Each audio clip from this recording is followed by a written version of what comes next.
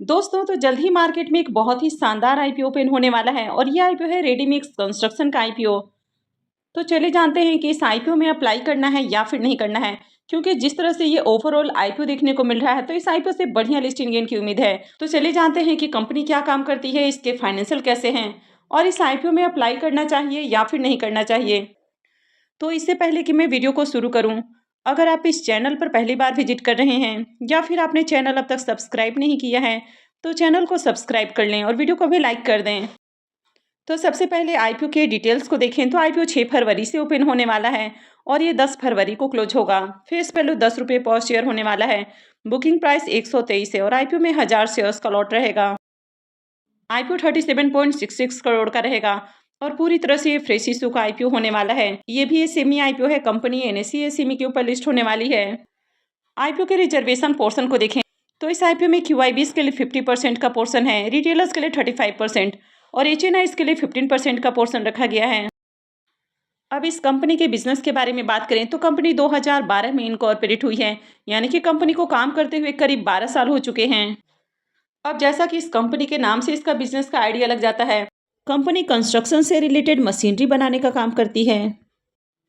तो जो कंस्ट्रक्शन में यूज होने वाले जो प्लांट्स वगैरह होते हैं तो उनमें जो भी मशीनरी वगैरह यूज किए जाते हैं तो कंपनी उस तरह की मशीनरी बनाने का काम करती है, यानी कि कंपनी कंस्ट्रक्शन इक्विपमेंट की मैन्युफैक्चरिंग और सप्लाई करती है। तो कंपनी मशीनरी और इक्विपमेंट की डिजाइनिंग, डेवलपिंग, फैब्रिकेशन, इंस्टॉलेशन, तो इससे रिलेटेड जो भी काम होता है वो करती है। तो company dry mix mortar plant, concrete plant, तो इस तरह के काफ़ी सारे मशीनरीज बनाती है। तो company end to end turnkey solutions offer करती है। तो कंपनी जिन भी बिजनेसेस को अपने प्लांट या मशीनरी वगैरह सेल करती है तो कंपनी उनको आफ्टर सेल सर्विसेज भी देती है, यानी कि कंपनी वहाँ पर स्टार्टिंग में मशीनरी इंस्टॉल करने से लेके उसको किस तरह से यूज करना है, इसके अलावा अगर उनमें किसी तरह की खराबी वगैरह हो जाती है तो किस तरह से उनको रिपेयर करना है, उनका मेंटेनेंस करना है, यानी कि आफ्टर सेल सर्विसेज भी प्रोवाइड करती है। कंपनी के प्रोडक्ट पोर्टफोलियो को देखें तो इसमें आपको dry mix mortar plant, support equipments for ready mix concrete plant, high capacity silos, artificial sand plant, wall putty plant, service and consultancy, यानी कि कई तरह के जो कंपनी मशीनरी बनाती है तो उनको तो सेल करती ही है, साथ में कंपनी कई तरह के सर्विसेज वगैरह भी और कंसल्टेंसी से रिलेटेड सर्विसेज भी ऑफर करती है। तो कंपनी कई सारे इंडस्ट्रीज के लिए अपने जो प्रोडक्ट है वो बनाती है, यानी कि मशीनरीज वगैरह बनाती है। तो इसमें आपको sand manufacturing industries, mineral processing industries, cement and concrete industries, building and construction chemicals industry, तो इस तरह के कई सारे जो अलग अलग इंडस्ट्रीज हैं तो कंपनी उनके लिए मशीनरी वगैरह बनाने का काम करती है। तो कंपनी बेसिकली B2B सेगमेंट में काम करती है, यानी कि कंपनी जो भी प्रोडक्ट बनाती है वो दूसरे बिजनेसेस को सेल करती है। अगर इनके क्लाइंट बेस को भी देखें तो कंपनी का क्लाइंट बेस भी काफ़ी शानदार देखने को मिल रहा है। तो इसमें आपको JSW का नाम देखने को मिल रहा है, लर्सन एंड टुब्रो है, SCC है, यानी कि कई सारी बड़ी बड़ी कंपनियों का नाम यहाँ पर आपको देखने को मिल रहा है। इसमें आपको पीडीलाइट का भी नाम देखने को मिल जाता है, ACC का नाम देखने को मिल रहा है, अल्ट्राटेक है, यानी कि कई सारे बड़ी बड़ी कंपनियां इनके क्लाइंट लिस्ट में आपको देखने को मिल जाती हैं। तो कंपनी के अगर ओवरऑल बिजनेस को देखें तो कंपनी का बिजनेस काफ़ी अच्छा है। अब कंपनी के फाइनेंशियल को देखें तो फाइनेंशियल 22, 23, 24 3 सालों का कंप्लीट फाइनेंशियल है और फाइनेंशियल 25 के 3 क्वार्टर यानी कि 9 मंथ के फाइनेंशियल हैं। तो सबसे पहले कंपनी के एसेट को देखें तो फाइनेंशियल 22 के अंदर कंपनी का एसेट जहां 30 करोड़ है, 23 में बढ़ के 32 करोड़ और 24 में देखें तो 38 करोड़ हो चुका है और फाइनेंशियल 25 के 3 क्वार्टर में देखें तो 52 करोड़ का एसेट है। रेवेन्यू को देखें तो कंपनी का रेवेन्यू फाइनेंशियल 22 के अंदर 47 करोड़, 23 में 55 करोड़ और 24 में बढ़ के 69 करोड़ हो चुका है और फाइनेंशियल 25 के 3 क्वार्टर में देखें तो 35-35.5 करोड़ का रेवेन्यू है। तो फाइनेंशियल 25 के अंदर देखें तो कंपनी का रेवेन्यू आपको थोड़ा डाउन देखने को मिल रहा है। वैसे कंपनी का एसेट और रेवेन्यू लगातार इंक्रीज होते हुए देखने को मिला है, लेकिन फाइनेंशियल 25 के अंदर देखें तो इसका रेवेन्यू डाउन है। प्रॉफिट को देखें तो फाइनेंशियल 22 में कंपनी का प्रॉफिट जहां 1 करोड़ है, 23 में बढ़ के 2 करोड़ हो जाता है और 24 में देखें तो शानदार जंप देखने को मिली है और प्रॉफिट इसका 9 करोड़ को भी पार कर चुका है। लेकिन यहाँ पर भी कंपनी के प्रॉफिट को देखें, यानी कि फाइनेंशियल 25 के 3 क्वार्टर में देखें तो इसके प्रॉफिट के अंदर भी गिरावट देखने को मिल रही है और कंपनी ने मात्र 1 करोड़ का प्रॉफिट जनरेट किया है। फाइनेंशियल 25 के अंदर देखें तो कंपनी का प्रॉफिट भी डाउन है। कंपनी के नेटवर्थ को देखें तो कंपनी का नेटवर्थ लगातार इंक्रीज हुआ है और कंपनी के रिजर्व को भी देखें तो कंपनी का रिजर्व भी लगातार बढ़ा है। वैसे फाइनेंशियल 25 के अंदर देखें तो इसका रिजर्व भी थोड़ा डाउन है। और कंपनी के ऊपर अगर कर्ज को देखें तो कंपनी का कर्ज भी लगातार इंक्रीज हुआ है। और फाइनेंशियल 25 के अंदर देखें तो कंपनी के ऊपर कर्ज कुछ ज़्यादा ही बढ़ते हुए देखने को मिला है। और कंपनी के ऊपर अभी 16 करोड़ 68 लाख का कर्ज है, तो कर्ज थोड़ा ज़्यादा देखने को मिल रहा है। वैसे कंपनी आईपीओ से जो फंड रेज करने वाली है तो उसमें से कर्ज का भी भुगतान करेगी, तो आगे कंपनी का कर्ज भी कम हो जाएगा। तो कंपनी के फाइनेंशियल को देखें तो बहुत अट्रैक्टिव फाइनेंशियल नहीं है, क्योंकि फाइनेंशियल 25 के अंदर देखें तो कंपनी के प्रॉफिट और रेवेन्यू के अंदर गिरावट देखने को मिल रही है। कंपनी का रिजर्व भी कम हुआ है और कंपनी के ऊपर कर्ज भी बढ़ा है, यानी कि थोड़ा कंसर्निंग इसके फाइनेंशियल आपको देखने को मिल रहे हैं। बहुत अट्रैक्टिव फाइनेंशियल नहीं है। वैसे कंपनी के बारे में बात की जाए तो कंपनी 134 करोड़ के वैल्यूएशंस के अराउंड अपनी आईपीओ लेकर आई है। इसकी आरओई को देखें तो 65.90 का आरओई है, तो आरओई काफ़ी शानदार है।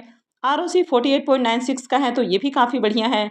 डेट टू इक्विटी रेशियो 0.42 का है, तो बहुत हेवी डेट नहीं है और आगे ये और कम होने वाला है। रिटर्न ऑन नेटवर्थ भी अट्रैक्टिव है और पैट मार्जिन को देखें तो ये भी ओके ओके देखने को मिल रहा है।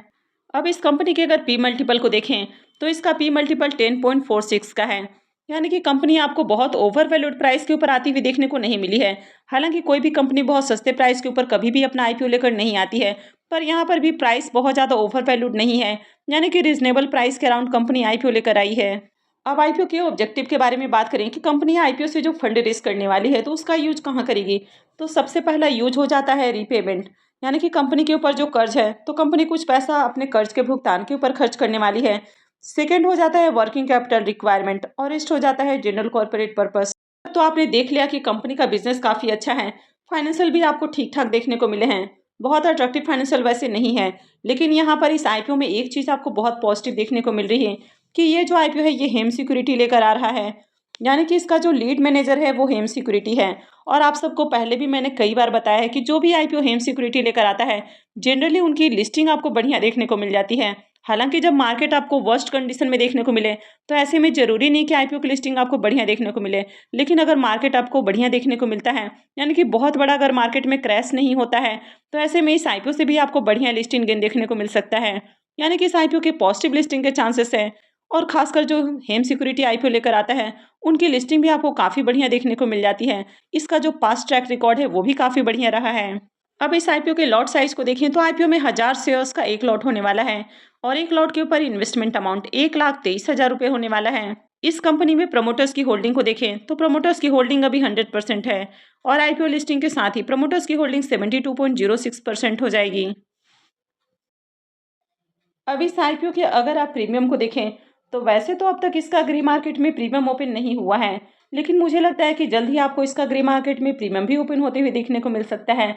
या अगर इसके प्रीमियम ओपन नहीं भी होते हैं, लेकिन इसके बावजूद भी हेम सिक्योरिटी जो आईपीओ लेकर आता है, कई बार आईपीओ का ग्रे मार्केट में डिमांड न होने के बावजूद भी आईपीओ की लिस्टिंग आपको काफ़ी अट्रैक्टिव देखने को मिल जाती है। तो यहाँ पर भी इस आईपीओ से बढ़िया प्रॉफिट की उम्मीद है, यानी कि हो सकता है कि आईपीओ की बढ़िया लिस्टिंग देखने को मिल जाए। तो इस आईपीओ में अप्लाई करने के लिए आपको पहले से ही रेडी रहना है। वैसे कंपनी के फाइनेंशियल बहुत अट्रैक्टिव नहीं है, लेकिन ओवरऑल जो हेम सिक्योरिटी आईपीओ लेकर आता है तो इस बेसिस पर इस आईपीओ में आप लिस्टिंग गेन के लिए अप्लाई कर सकते हैं। और वैसे भी किसी भी सेमी आईपीओ में ज़्यादातर आपको लिस्टिंग गेन के ऊपर ही फोकस करना चाहिए। लॉन्ग टर्म के लिए जाना थोड़ा रिस्की हो सकता है। अब कोई बहुत अट्रैक्टिव कंपनी है, उसका बिजनेस मॉडल आपको बिल्कुल एकदम यूनिक देखने को मिलता है, तब उसमें लॉन्ग टर्म के लिए जाया जा सकता है। लेकिन ज़्यादातर जो एसएमई आईपीओस हैं इनमें आपको लिस्टिंग पॉइंट ऑफ व्यू से ही अप्लाई करना चाहिए। अब आपका क्या पॉइंट ऑफ व्यू होने वाला है, क्या इस आईपीओ को सब्सक्राइब करना चाहिए या फिर नहीं करना चाहिए, तो कमेंट करके ज़रूर बताएं। वैसे मैं आगे भी इससे रिलेटेड अपडेट आपको देती रहूँगी, तो आगे भी इसी तरह की और भी अपडेट से जुड़े रहने के लिए चैनल से जुड़े रहें और चैनल को सब्सक्राइब करके रखें। और अगर आपने इस वीडियो को अब तक लाइक नहीं किया है तो वीडियो को भी लाइक कर दें। वीडियो को अंत तक देखने के लिए आप सबका बहुत बहुत धन्यवाद।